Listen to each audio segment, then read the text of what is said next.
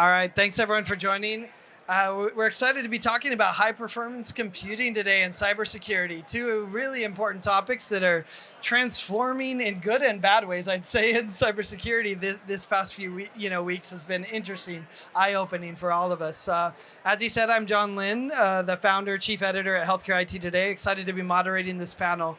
We're going to dive into this discussion. We love to involve all of you as well. So if you have any questions, definitely give me the universal, half hand raise, and I'll be sure to incorporate any questions you have into the discussion. But we have a panel of experts here that are really going to dive deep into this topic and share some good insights into what's happening. Also, if you are sharing this on social media, be sure to use the hashtag TransformHIT. And, throughout the year, Dell does a great job sharing great information on the TransformHIT hashtag. So be sure to check that out. Now, without further ado, we'll go down the line and have some intros from our panelists. Raghu, you want to start? Sure. Good afternoon. My name is Raghu Nambiar with the AMD. Responsible for software and solutions. Great to be here. Hi, folks. I'm Kumar Siva. I'm a corporate vice president at AMD, responsible for strategic market development. And healthcare is a big area for AMD and a focus for us. And certainly the topic today, HPC and security, are two areas that AMD has invested quite a bit in. And we'd love to love to hear this discussion today. Excellent. Welcome, Kumar. Hi, everyone. I'm Shahid Shah. I'm a software engineer by trade, but I do a lot of health IT journalism.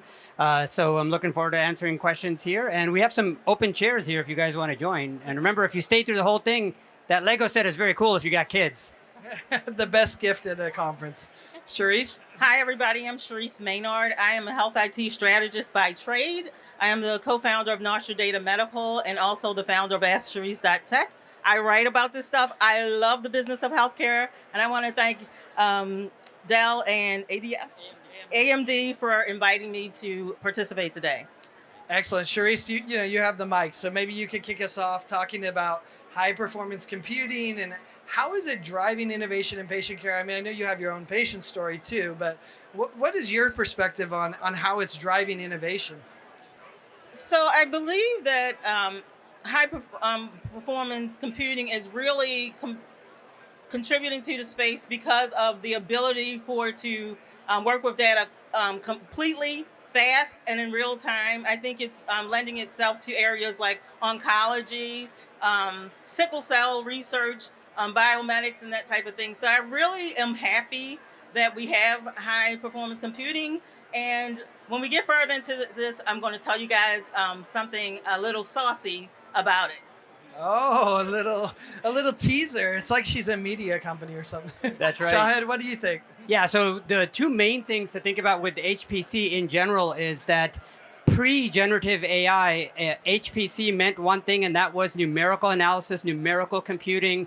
But post-generative AI, a lot of it now encompasses GPUs, all the matrix manipulation that we need to do. So all the variety of next-generation high-performance things that we want to do in our own data centers is often going to be done with HPC. So if you say to yourself, well, I want to do a lot of cool things in AI, but I don't want to send all my data out to other people, that's a great place to say is, okay, I need to build my own HPC environment internally. So that's one thing.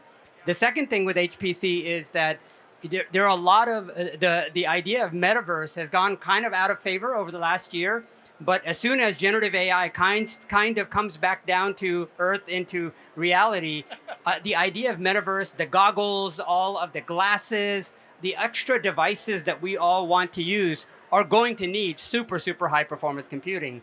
So when you think about that, you take a look at next generation medical devices, you take a look at next generation remote patient monitoring, all that data is coming in, has to be crunched and computed in real time, and there's no way to do it without HPC. So it's one of those topics that we don't talk about all the time, but if we don't talk about it, we're not going to have the infrastructure to do all the cool things that we want to do.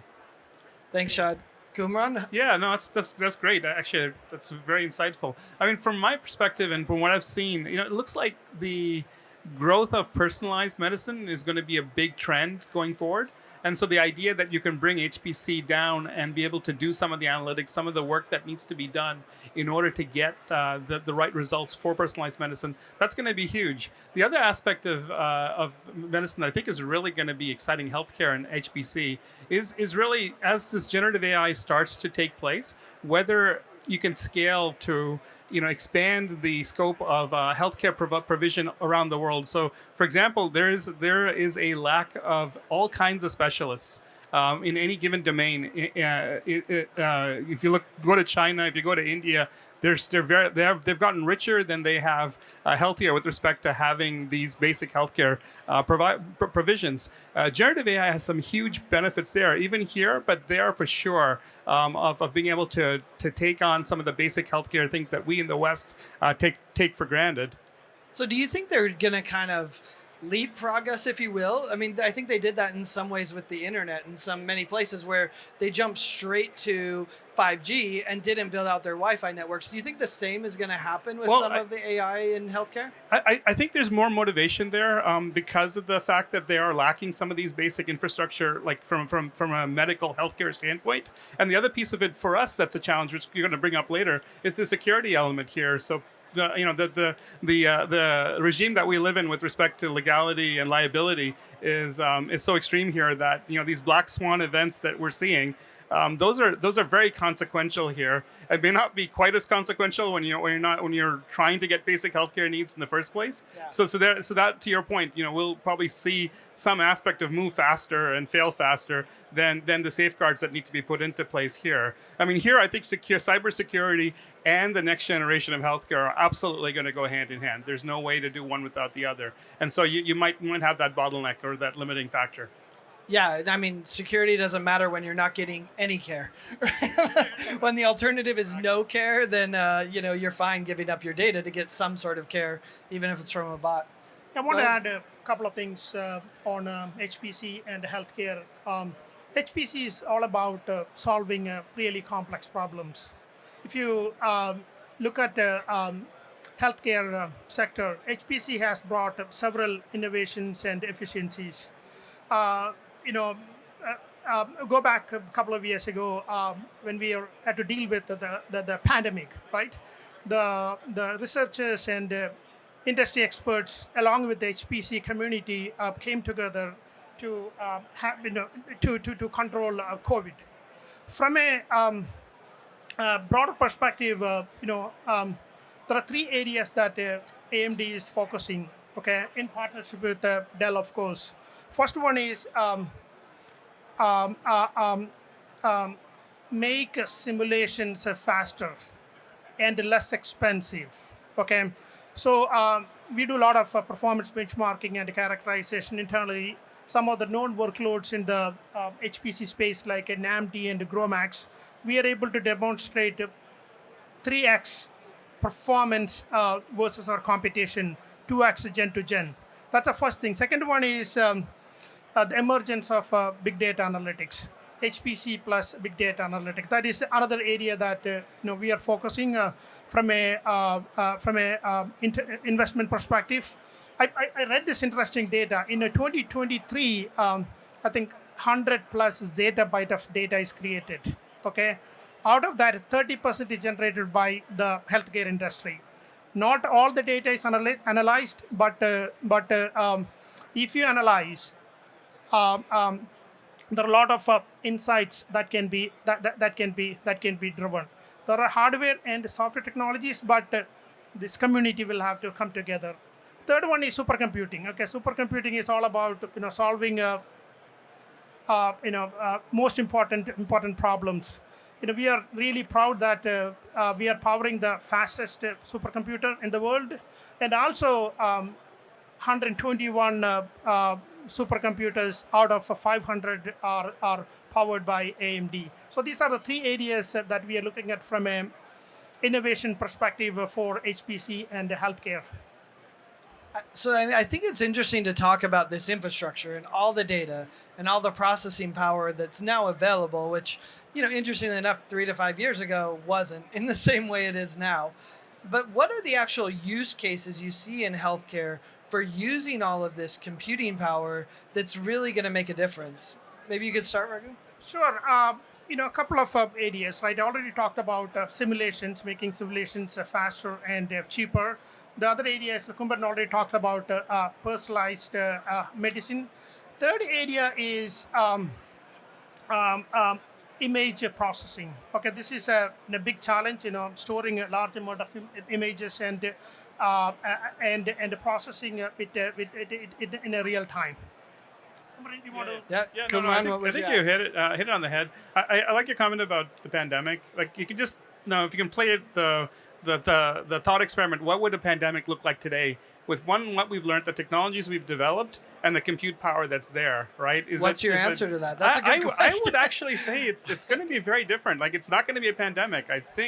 I think because the technologies with the RNA, for example, all driven by simulation, by the way, at the back end of all of this. But like you have the ability, I think, in maybe it's a 6 month. It's not a 3 year or thing where it's everyone's locked down. It becomes a much more manageable thing. I think that's where it ends up, and that goes hand in hand. I mean, the kind of end point to that is fully personalized medicine. So whatever ails you, if it's got a genetic source, if it's got some virus, something that's left over, there's some way of making sure that gets addressed, and that's actually personalized and dealt with. Again, with the compute power moving more and more towards having enough for each person.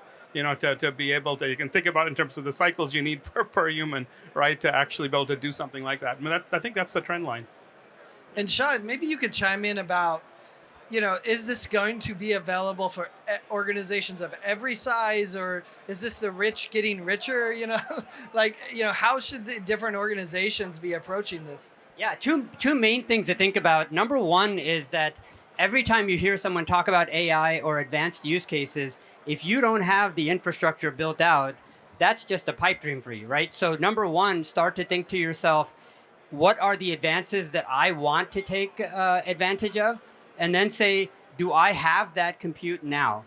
But the more important part of this is part two, which is, does an organization want to be in clinical research? Does an organization want to be not innovating in the sense of just improving patient engagement, but if you're trying to improve personalized medicine, and that is your top-down requirement from your board of directors to your C-suite, and you've been asked to actually start to cure things. We forgot that we're supposed to be curing things, right?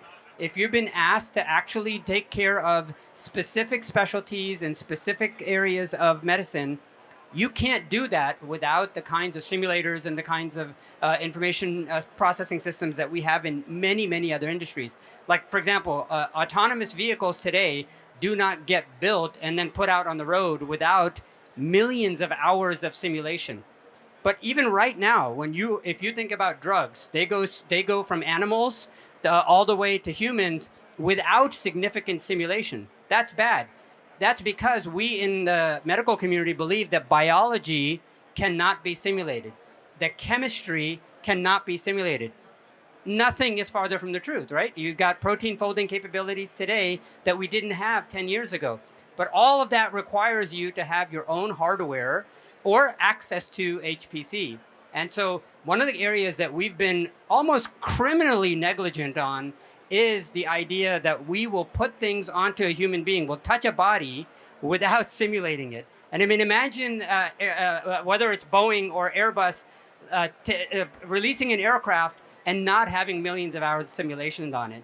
So John, you asked a really good question. And really the question starts off at the C-suite saying, are we in it to solve real problems, like in biotech, doing immunotherapy? Are we doing real biotech and solving and curing diseases? Or are we mostly a treatment shop? If you're a treatment shop, don't worry about anything that we're talking about. If you want to make real lasting improvements to patients, their healthcare through real treatments, through biotechnology, you can't do any of that without HPC. So if you're a smaller organization, are you just going to then rely on your vendors to do it? Is that what you're saying? No, I think if you're a healthcare provider organization, do not just give everything away to your vendors to do, because the vendors are in the job of doing whatever you partner with them on, right? It's your job to deal with the patients. Now, there are many, many partners that will work with you on dealing with your patients, but any partner that is not in healthcare delivery can't be put in charge. That's your job. But as the delivery professional, you have to know, I'm smart enough to go to Dell when I need it. I'm smart enough to go to AMD when I need it. So you need those partners, but you've got to decide, what business am I in, right? If I'm in the business of running an emergency room department, okay. If I'm in the business of doing reactive treatment, that's fine. But if you really want to be in the business of taking care of patients, solving big problems that they have, that means medical research, it means life sciences type of research. This is where, if you just take away one thing, other than the little Lego thing, if you take away one thing from this meeting, that is, why the hell in healthcare do we not do hundreds of thousands of hours of simulation at the cell level, right? At the protein level, at our organ levels? Why don't we have organ simulators, right? It's all because we believe we don't have enough compute power, but that is not true anymore. We have the power. We have the ability to organize that power. We have the ability to buy that power. We have the power to get it into our data centers. We have the power to do it in our clouds. What we don't have is all of us getting together and saying, it's much better to simulate something inside a body, outside a body, before I do something to the body. And that was done in avionics many, many years ago. We said it's too dangerous to fly a plane first. We'll build it in silicon before we go out. We've started to do it in automobiles. We've started to do it in manufacturing. But in healthcare, even though we go to animals first and then go to humans, we still put things into humans before going into silicon. And that is horrible, right? We have to watch out for that. Interesting. Sharice, anything you'd add? And let's start talking about the cybersecurity angles I was about of to this say, as I think well. I can break this down for you all so you can take it back to your companies and say, we've got it.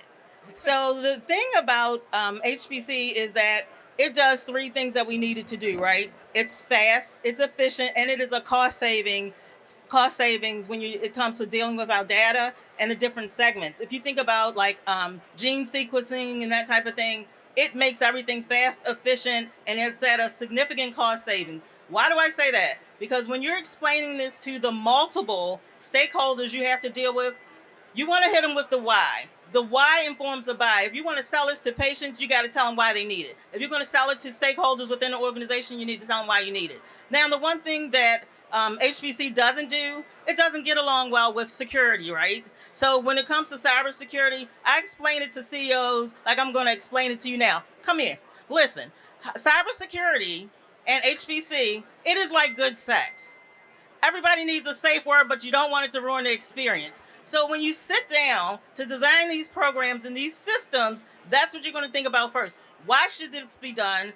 Why should people want it? Why should we invest in it? And why should we wait? Because the other thing healthcare IT does is, just like British fashion, it is all 5 years behind the trend. And you do not want to do that now. Now is the time to get into HPC and get cybersecurity experts and HPC experts in a room together, get them to collaborate and to produce really great products for us that saves us money. That's how it works. That was the That was saucy part. I want to make a comment on what Sri said.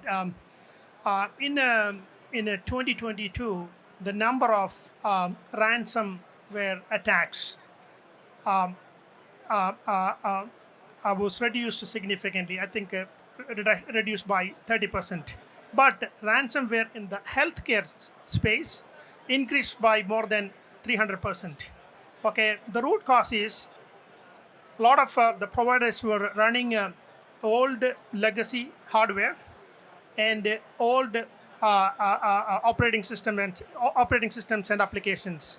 So it is critical to upgrade your infrastructure with the right level of protection.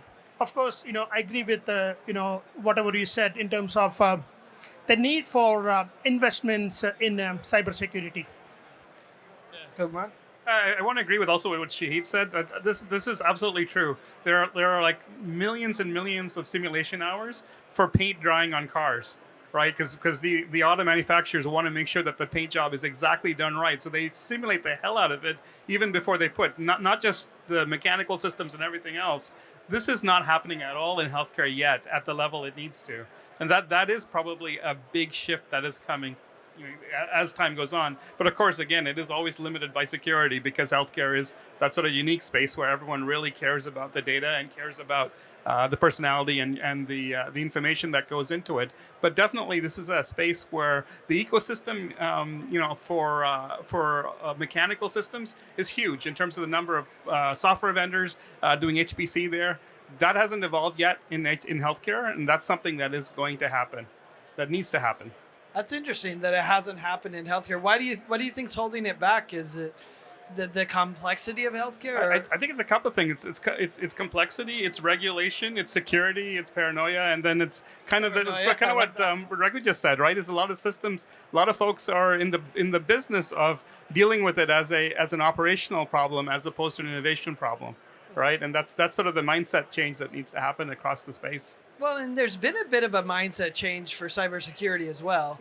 Like, you look at some of this, this is a separate topic, but 5G had security baked in a very different way than previous protocols. Talk to us about some of the hardware security that's baked into, to high performance computing these days versus, the previous network OS level security. Yeah, definitely. I mean, one of the innovations that AMD is really focused on is security in compute. So you have security in storage, like you can encrypt files going into a disk. You can have security on the network, so you can have security protocols like SSL, IPsec, those kinds of things that actually secure data as they go through the wire.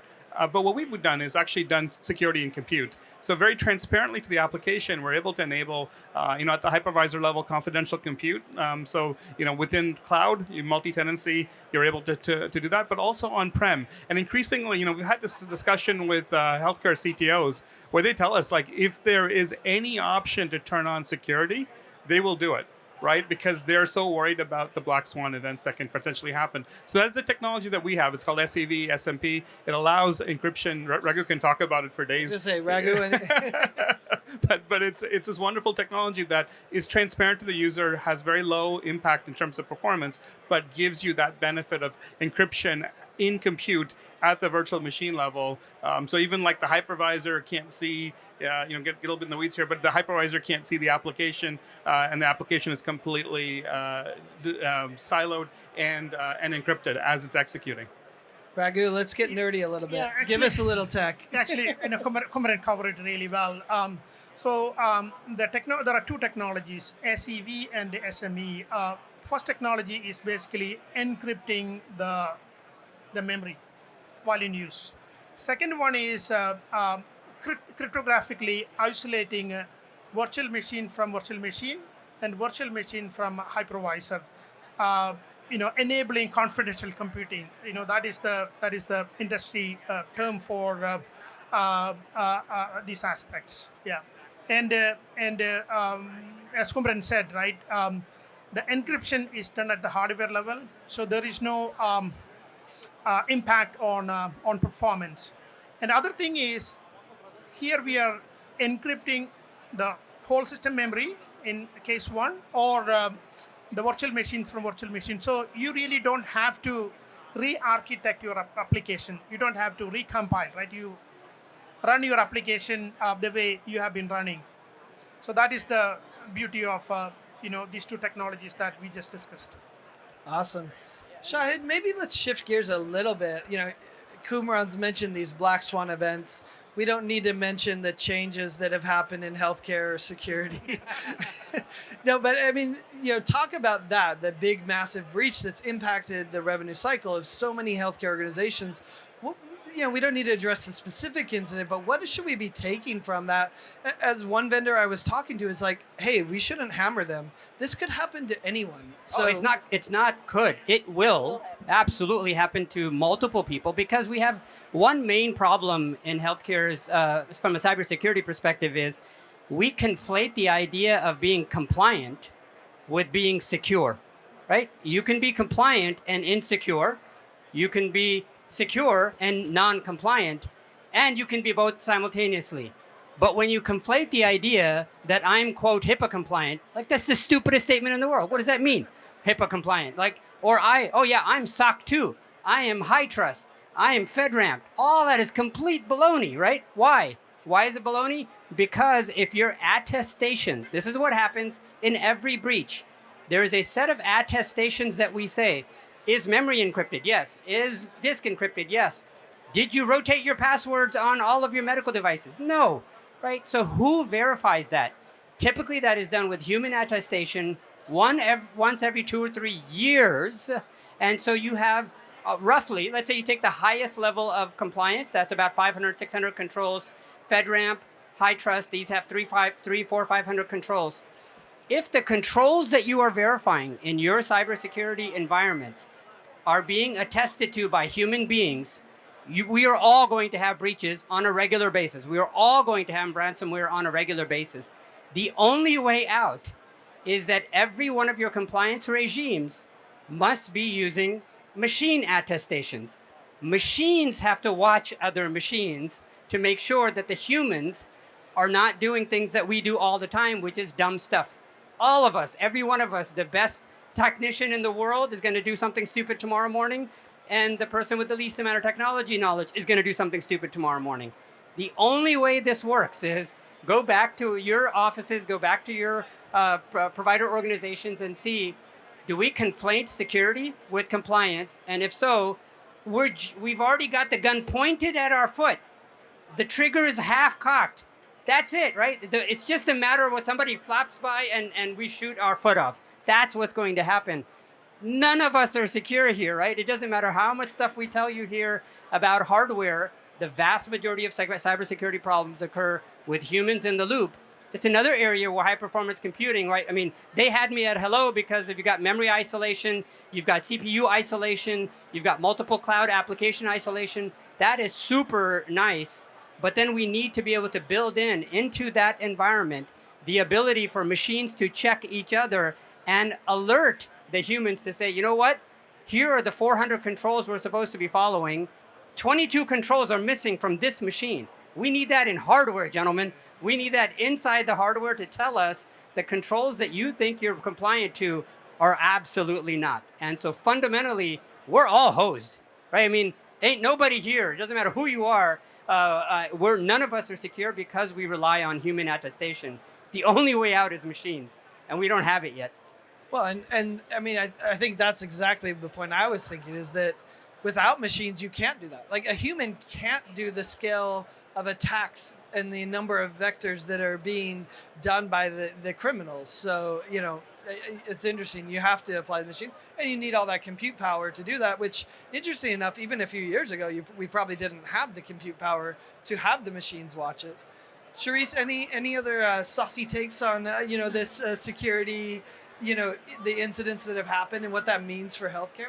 Well, I think that I believe a little differently than some of my panelists here. I do believe that companies will say that they are secure or that they have security on their for one reason, because no one likes to admit that they're unsafe. No one's going to publicly admit that. But if you think just back to like even the early 2000s when we were explaining to healthcare systems that they had Java vulnerabilities, first of all, they were like, yeah, well, we'll fix it when it's broken.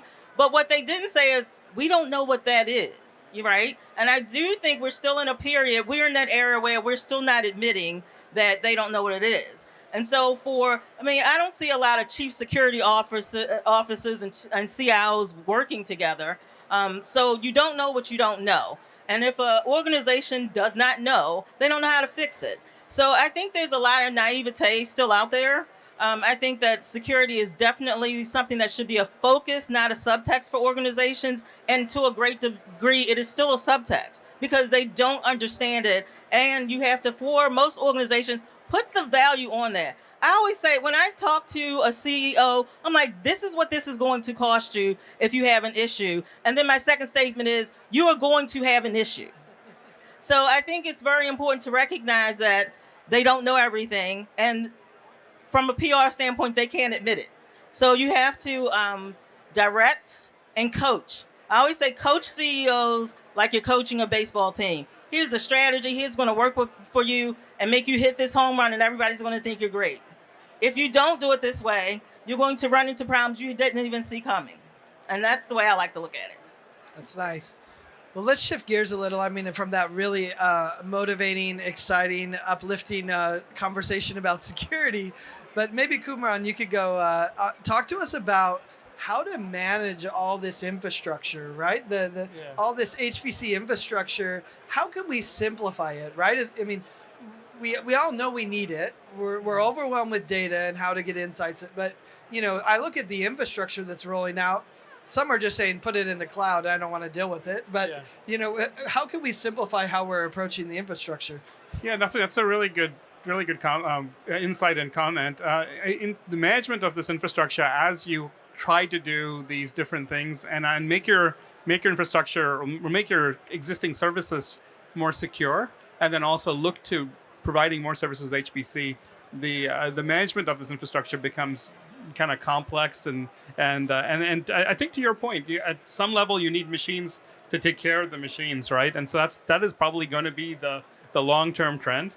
From our perspective, what we see and what we're doing is really creating more and more dense servers, so it enables folks to keep more data on-prem affordably and to be able to manage that, to be able to manage how the efficiency of the administrators to the machines and to the number of virtual machines, number of nodes, number of servers, all of that. We work to kind of help that consolidation, help that management, and then also within the chip, in terms of design, have those hooks to allow easy management, allow security by design, right, and be able to take advantage of that at high layers while managing the legacy software that every organization has, right, to be able to pull that in, make it modern, and to be able to manage it efficiently. That is really the key. But I mean, if you think about an IT providers, especially after the events in the last few months, it really is probably job one is security, and then job two is how do you grow, right? How do this with the trends that are coming along and generative AI and all the innovations that we see? How do you create that environment in your IT department to be able to enable the innovation to happen? Yeah, and I think a lot of organizations look at it. Cybersecurity number one. Number two is our costs keep growing. Yeah. Because the storage of the data keeps growing, the processing power keeps growing. That becomes part of it too. Especially those that do take that cloud approach, right? The cloud. Yeah, go ahead. Let me add to that the cloud approach. John, you and I have been doing these kind of sessions for many, many years, and both of us have sat here probably for 15 years saying everybody should move to the cloud. Many of us did move to the cloud. We benefited tremendously from it, but there are a lot of people moving back from the cloud back to on-prem for a variety of reasons, cost being some of them, control. But the one thing to not forget is that HPC enables edge computing. Edge computing could be a set of glasses. They could be in your earpiece. It could be a mobile phone that is connected on your hip. All of these things that are happening on the edge cannot sit in the cloud. Though the management of it can sit in the cloud, you're all going to have a hybrid strategy because everybody's going to have some edge computing for sure. So what you want to do, you want to ask friends like AMD to say, give me my single pane of glass that shows me every CPU that's moving around.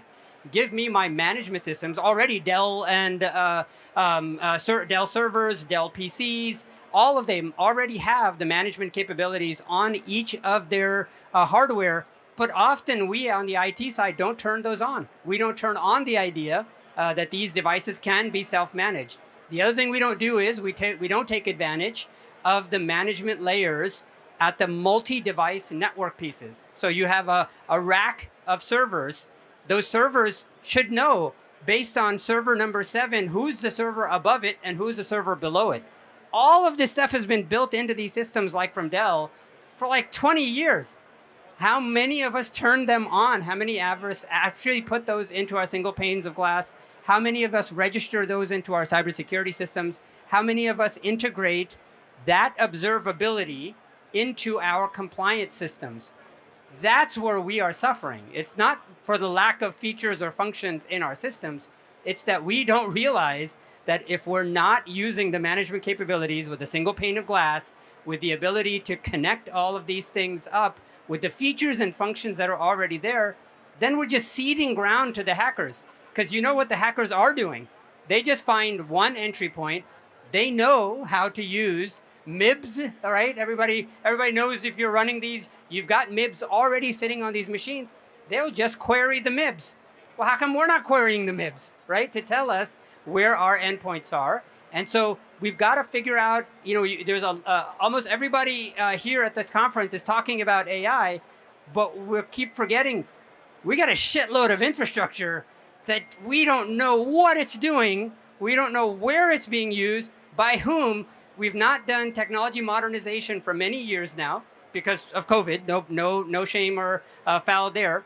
But we have to be able to rationalize our apps to be managed by the servers that we have. So every time somebody tells you what's your AI strategy, you say, I'll give you my AI strategy on Friday, but on Thursday, I got to figure out what my app rationalization strategy is, right? Because if we're not reducing and cutting back on the apps that we're not using, we are not going to be able to create a secure environment for all the new stuff that we want to do.